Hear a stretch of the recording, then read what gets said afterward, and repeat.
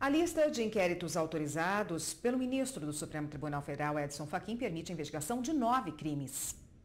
67 denunciados serão investigados por corrupção ativa e lavagem de dinheiro, 66 investigados por corrupção passiva, 42 por falsidade ideológica, 7 por fraude em licitação, 7 denunciados serão investigados por terem praticado cartel, 4 por evasão de divisas, 2 pessoas por advocacia administrativa e 1 por violação de sigilo funcional.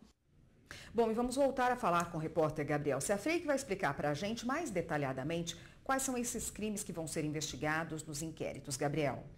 Isso mesmo, Érica. Como nós vimos aí na reportagem, vários indícios de vários crimes e aí todos ficam em dúvida sobre como serão essas punições. Nós separamos alguns desses crimes, vamos tirar dúvidas agora com o Dr. Asdrubal Júnior, ele que veio aqui até o Jornal da Justiça para explicar um pouquinho melhor esse assunto para a gente.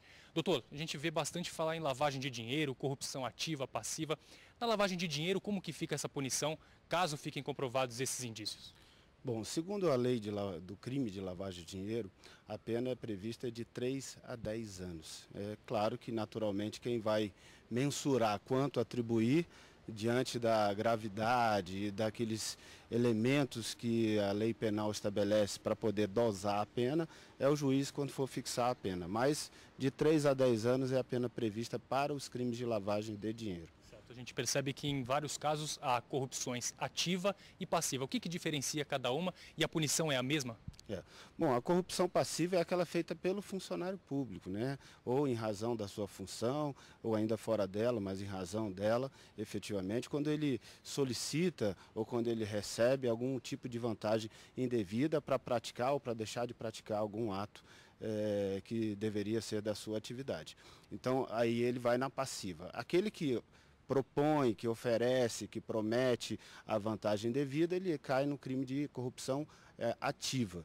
E você também tem outras figuras que podem decorrer aí, como concussão, outras coisas, mas pelo que está se desenhando até o momento do início dessa investigação, a princípio seria a corrupção passiva daqueles que atuam efetivamente na administração e daqueles que estão oferecendo a vantagem, corrupção ativa. Certo. O PGR afirma que há indícios de caixa 2 para a campanha eleitoral. Especificamente sobre esse caixa 2, o que configura esse crime? Bom, na verdade não existe esse tipo específico, caixa 2. O que existe é que toda a prestação de contas da campanha eleitoral deve ser declarada à Justiça Eleitoral para que ela possa aprovar. Então, todas as doações, etc., são sujeitas a uma declaração. Quando se faz uma declaração em desacordo com a verdade dos fatos, ou seja, recebeu dinheiro e não declarou, você está fazendo uma declaração falsa, ideologicamente falsa, que implica em um crime previsto no Código Eleitoral, no artigo 350, e que pode sujeitar, naturalmente, a penalidade de até 5 anos. Além disso, teve a evasão de divisas também, né? Bom, a evasão de divisas também é outro crime do sistema financeiro, também podem implicar em pena de 2 a 6 anos. Certo. Agora, a gente fica em dúvida porque as punições são altas, né? Caso fiquem comprovados esses crimes.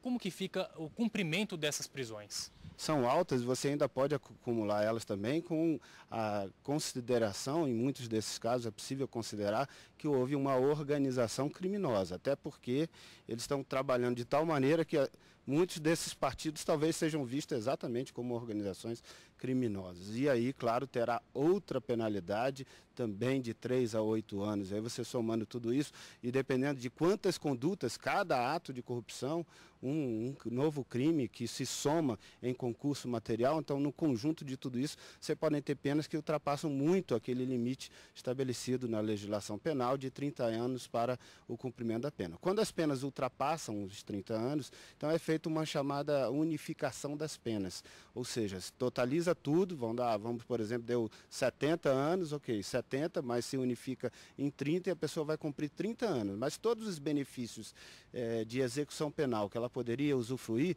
vão ser contados a partir da pena efetivamente computada e não da pena unificada. Então ela pode ser que fique os 30 anos efetivamente recluso, a depender dessa quantidade de pena, de como se calcule a progressão de pena ou outros benefícios que a lei de execução penal estabelece. Tá certo, doutor Asdrubal Júnior, muito obrigado por participar aqui do jornal, tirar essas dúvidas pra gente. Muito obrigado. Eu volto com você, Érica, ao estúdio.